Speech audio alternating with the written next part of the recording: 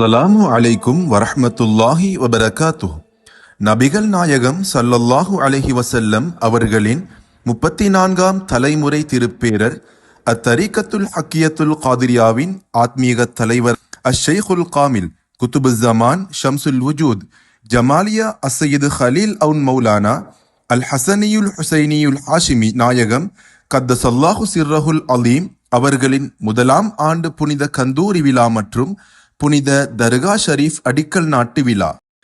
2024ஆம் ஆண்டு 12ஆம் மாதம் 21ஆம் திகதி சனிக்கிழமை காலை 9:30 மணியளவில் நபிகள் நாயகம் ஸல்லல்லாஹு அலைஹி வஸல்லம் அவர்களின் 36ஆம் தலைமுறை திருப்பேரர் அத்தரீகத்துல் ஹக்கியத்துல் காதிரியாவின் ஆத்மீக தலைவர் அஷ்-ஷைഖ் ஜமாலியா அஸ்ஸையீது யாசீன் அலி மௌலானா